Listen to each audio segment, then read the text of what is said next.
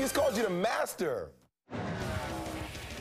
The off-season is officially over. Welcome back to NASCAR Now, everyone. Mike Massaro here, excited to kick off the 2014 season.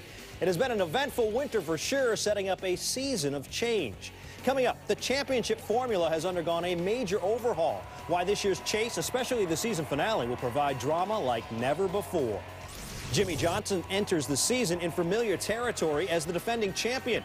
We sit down with Jimmy as he sets his sights on a 7th title. And speaking of hallowed numbers, the 3 car is returning to the Sprint Cup Series. Why Austin Dillon is embracing the opportunity.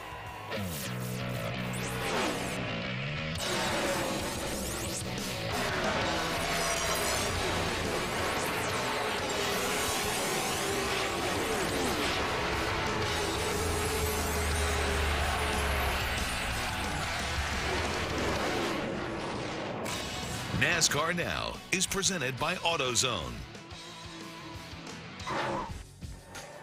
There have been many headlines this offseason, but perhaps none that have created a buzz like NASCAR's bombshell announcement late last month.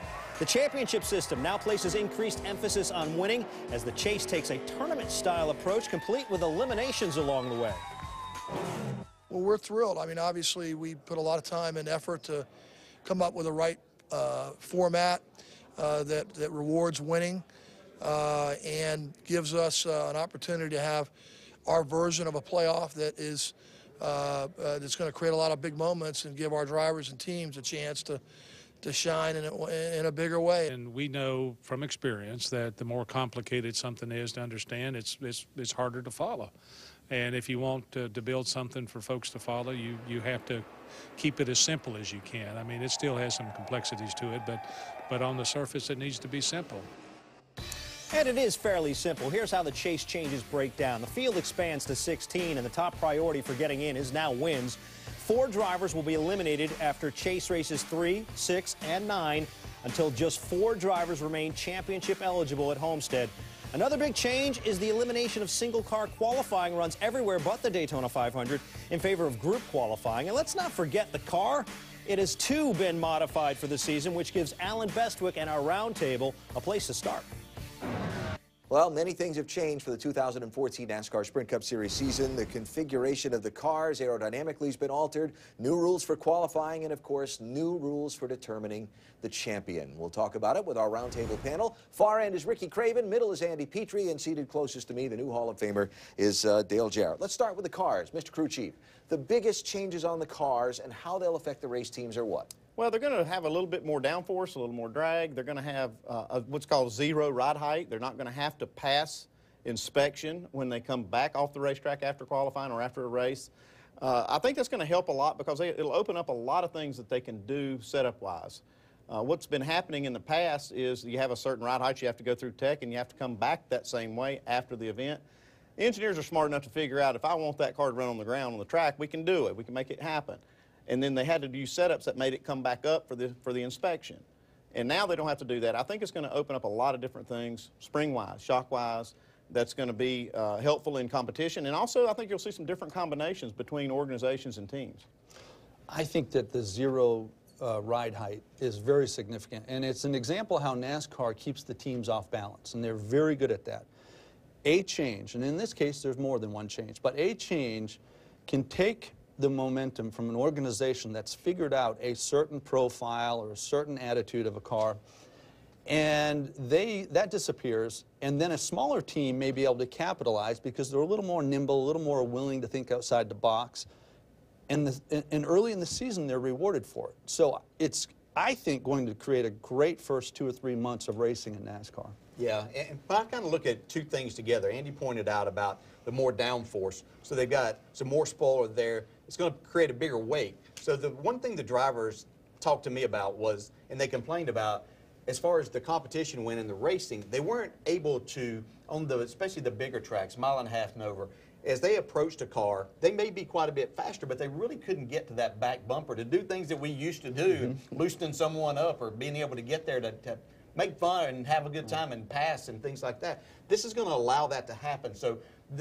what they tell me with what they've tested so far. They're able to do that more, which is going to be more entertaining for the fans to watch. And actually, the drivers are going to have a better time. They didn't like the idea that they couldn't get there either. Yeah, more entertaining. Fridays should be a lot more entertaining. The knockout-style qualifying. I'll borrow NASCAR President Mike Helton's phrase that he didn't necessarily say about this, but work in progress. I think we're going to need a little bit of time for teams to figure out the strategy before we really see it blossom. It's really going to be interesting to see. I love the idea and the concept, and I think once it is kind of perfected, then we'll all benefit from that. But to see how these teams go about it, how the drivers approach this, having to make multiple qualifying efforts and runs, because you usually just got a couple of attempts at it, you know, in a practice session, and then you went out and made your 1 or 2 laps, and that was it. Now they're going to be there for quite a while and just thinking about going fast and making the most of it. It used to be pretty simple, right? You just go out there, run a lap, see how it stacks up. And it's not that simple anymore. I mean, you're going to go out there, it's going to change the way you practice.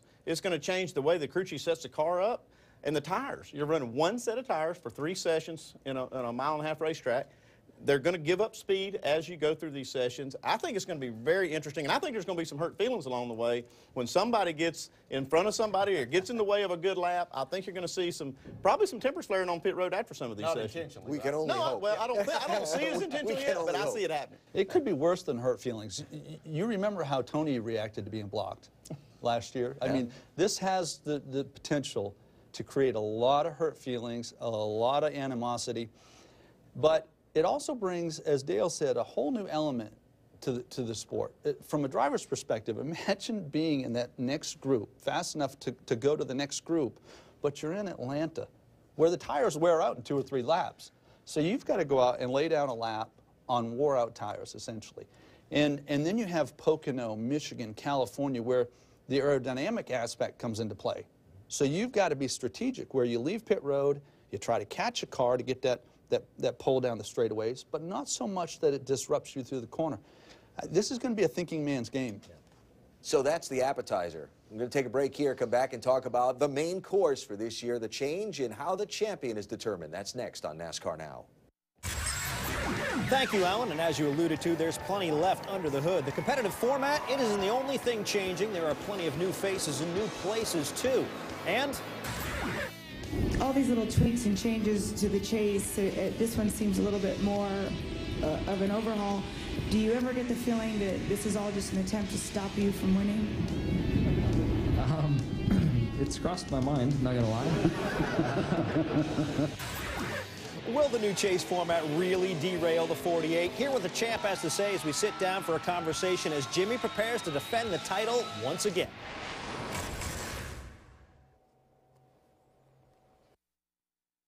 The Masters. NASCAR Now is presented by AutoZone. For the auto parts, accessories, and advice you need, get in the zone. AutoZone. And in part by the new season of Wicked Tuna. Go fish or go home. Only on National Geographic. And here he comes, champion for the 6th time. For the 2013 champion. Yes! Thank you, guys. What a race team. Thank you, my man. Thank you. What a spectacular job this season. Great season, everybody. Proud of everybody. Very proud. You're the best out there, buddy. You're the best out there. Really hard to argue with those words of Chad Knaus. Last season, Jimmy Johnson won his 6th title in 8 seasons, fending off Matt Kenseth's championship bid. Johnson is now just 1 shy of joining NASCAR royalty. The record of 7 championships was first done by Richard Petty. He won his 7th title in 1979. 15 years after his first title, he beat Darrell Waltrip by just 11 points. Joining him with 7 titles in 1994 was Dale Earnhardt. 14 seasons after his first, he blew away the field that year, beating second-place Mark Martin by 444 points. 7, it is perhaps the most hallowed number in NASCAR, which is why within minutes, perhaps seconds after clinching the 2013 title, the focus surrounding Jimmy Johnson shifted immediately to 2014. Questions regarding his legacy became the order of the day. To get his thoughts on that very subject, Ricky Craven sat down with the champ. It's clear that you love to be challenged. Oh, yeah. And every driver presents a different challenge. Is there one amongst the crowd that brings the best out in you? You know, it's dependent on the year, and I would say for the longest stretch of time, it's been Jeff. you know, being in the same shop, him being so open and willing to show me the ropes.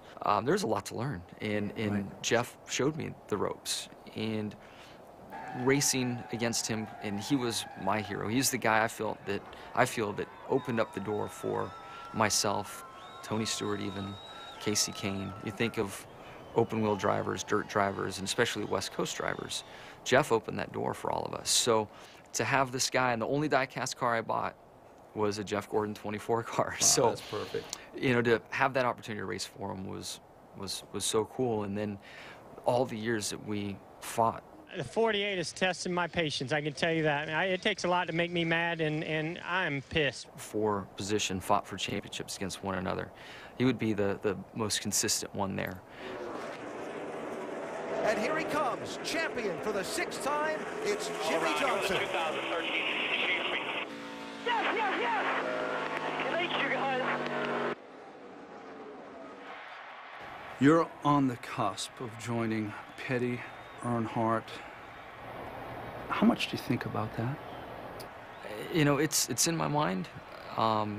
It's a very popular question, and I get it. But, you know, through the years, and I've expressed this before, you know, I've never raced to chase a stat or a goal or to be the best of. I've always raced because it's been me, it's my identity, it's what I've done since I was a kid, it's what I'm passionate about, it's what I love. And I still have that same thing going on inside of me. It's not chasing 7, although it would be the coolest thing in the world to get. I'm motivated for other reasons. I had a difficult time sleeping at times during my career, particularly the night before the race. Anything keep you awake at night? You know, I would say that in, again, that 04, 05, 06 time frame, I had a really tough time sleeping. And I would lay awake frustrated with opportunity that passed me up. And then 06, I wasn't sure how many chances I would have at a championship. You know, if you're in the sport long enough, you're lucky and thankful to have a shot or two at a championship. And I just had 2 slip away, and I'm in 06. I'm like, this can't slide away from me. But last year, in 13 racing for the championship, I don't know if it was because of all the training, but I didn't lose any sleep any of the nights. I felt prepared. I knew I was prepared. I knew the team was. We had momentum on our side. Like, there was a lot of things rolling in the right direction, and man, I felt great. So we got a curveball, if you will. The point system's changing again. What's interesting is that I looked at the numbers under the premise that you have to be one of the 4 best drivers at the 9th race, end of the 9th race, to go into the championship run. Well, you've done that 9 out of 12 seasons. So this new system, I think, might favor you, actually. I agree. I mean, especially the years we've won championships, we've won a lot of races, and we win in the chase. And there isn't another team that has, you know, the amount of victories that we do in the chase. So hopefully all of that still stays in play, and we can find ourselves in a nice spot going into Homestead. And most importantly, you've got to win to move on. Yeah. And I think that'll resonate well with the fans. And as long as there are butts in the seats and eyeballs on television and return on investment for our sponsors, you know, that's the most important thing for our sport. I sleep much better now, and I spend more time in Maine, and the North Woods of Maine's real dark, so I sleep well. And I raced 1 race with Richard, my hero growing up. I raced several years against Dale, and I competed against you for a few years later in life. So in one of my deep sleeps, I have a great dream. It was at New Hampshire Speedway, a match race between you, Richard, and Dale. Yeah, it was, you want to know how it ended? Please. Well, how do you think it ended? Well, I know how I want it to end. Ran away with the show, and off it went, and sailed off into the sunset. You were leading going into turn 3 at New Hampshire, and Richard was running 3rd and sort of sizing things up like he did in the 79 Daytona 500. I'm going to wait till you win the 7th title, and I'll tell you how it ended, okay? Okay. Yeah, thanks for the tease, Ricky. I want to know how the dream ended, too. Hey, by the way, here's some numbers. Johnson won his 6th championship in his 12th full season, 3 fewer than both Petty and Earnhardt. Petty was 42 at the time of his 7th title. Earnhardt was 43. Johnson will turn 39 this September, giving him plenty of time to catch up with those legends. And speaking of legends and the king, it appears Richard Petty is not a big fan of Danica Patrick, at least not as a driver. Asked at a trade show in Toronto over the weekend if he thought Patrick could win a Sprint Cup race, Petty didn't hold back. He said, only if everyone else stayed home. He then added if she'd have been a male, nobody would ever know if she'd even showed up at the racetrack. This is a female deal that's driving her. There's nothing wrong with that because that's good PR for me. More fans come out. People are more interested in it.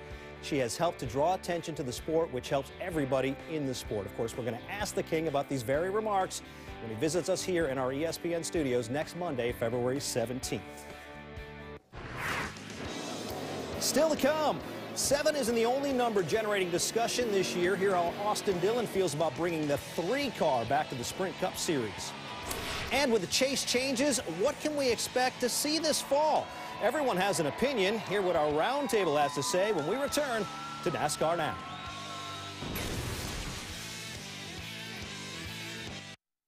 This is the DirecTV Cinema.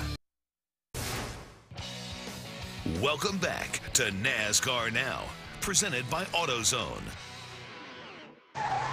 Well, I really like the eliminations process. It adds more stress, and I think it gives us a lot to think about and talk about during the week, as far as the pressure to perform and the attention of our fans, media, etc. So I think it's a great thing for the sport and provides like I said, a compelling storyline even during the race as well. So eliminations I think are great. It'll be a lot of pressure, it'll be very intense to be in that situation. The elimination factor always there over your shoulder, but that's what others professional athletes face in those situations. So it only makes sense that it should be that way for us. It will be exciting. I don't know if it'll be right, wrong, fair, unfair, who will be upset, but it'll be a hell of an event. That gives you a sense of what the drivers are thinking about the chase changes, and essentially the focus is now on wins. The top 16 winners after 26 races get in, with points coming as a tiebreaker. Unless the points leader hasn't won after 26 races, then they'll get in as the 16th driver, possibly knocking out a winner. And if you're curious, the 4 drivers running for the title at Homestead last year in this system would have been Johnson, Gordon, Earnhardt, and Harvick. No Matt Kenseth. Now, everyone is talking about this, including our roundtable. As we continue our roundtable discussion with DJ, Andy, and Ricky about all the changes for the 2014 season, we've talked about the changes to the cars. We talked about the new qualifying system. Now the big one, the change in the way the champion is determined with the added drivers in the chase, the elimination races, and the winner-take-all finale. Your reaction to these changes is what? Well, I like the idea and the concept of where we're going with this, expanding the field to 16. Then we're going to have an elimination process as we go through those last 10 races. I think this is all great ideas. If I have any issue, it's that we're going to determine the champion in one race, the final race, through 4 drivers and teams, but they don't have to win that race. I would have liked to have seen something along that line that you take those 4 with their points, and whoever comes out of there with the most points, then they would be the champion. But if any one of those 4 should win the race, then they would win the championship with maybe the 4th place driver, and he could leapfrog. Still may not have as many points, but he would be the champion by winning that last race. But very seldom has it ever gone down to where you had to win that last race to win the championship anyway. So it's not like that has to happen. It did happen the other year with Tony Stewart and Carl Edwards. You had to win to be the champion. But I like the idea and the concept. I think it's going to add a whole nother element. And these teams are going to have to adjust to how they think about starting at race 10. You say you like it? I don't like it. I love it. I love it. I think this is the best thing that they could ever come up with for our sport. I mean, it's going to put all the emphasis on winning to get there, and to stay in the chase. You're going to have to run good enough to win probably a lot of races to stay in it. And then you get to the last race, and I know you may not have to win that one, but it's a race within a race. You got 4 guys. They're going to line those guys up at Homestead, and they're going to say, okay, guys, when y'all come back, this line right here, whoever gets to that line first is our champion. And I think that is going to create so much drama and anticipation and bring a lot of new eyes to our sport. I love it. I'm sort of dominated by how the teams and drivers are going to react to one another, or how they're going to play that last game, that last race. Because typically a team will say, as long as we go into the last race and take care of business, we're going to be champions. But this is different. This is an opportunity for distraction. This is a scenario, I think, where teams say, or where teams could get preoccupied where the other three teams are running during the course of the event. And because whoever finishes highest wins the championship. So it's not about calculating points. It's about finishing ahead of those other three drivers. And boy, it should be entertaining. Yeah. NASCAR's changed the system to determine the champion many, many times over the years. And the end result is the cream rises, and the best drivers end up competing for the championship, no matter what the system is. I have no doubt we're going to see that come the end of this chase in 2014. The real question is just how fun that last race will end up being and who ends up picking up the big trophy. Still ahead, the iconic number 3 is returning to the Sprint Cup Series, while Austin Dillon is showing remarkable poise as he returns the Intimidator's number. NASCAR Now is presented by AutoZone. For the auto parts, accessories, and advice you need, get in the zone. AutoZone. Talk to your doctor. Lug Notes is brought to you by Viagra.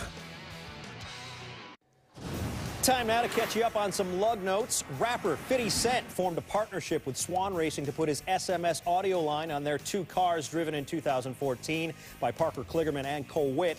Martin Truex Jr. will drive the 78 for Furniture Row Racing this season, moving over from Michael Waltrip Racing. And for the first time since the tragic 2001 Daytona 500, the 3 car will return to Sprint Cup competition as Austin Dillon takes over the number made famous by Dale Earnhardt.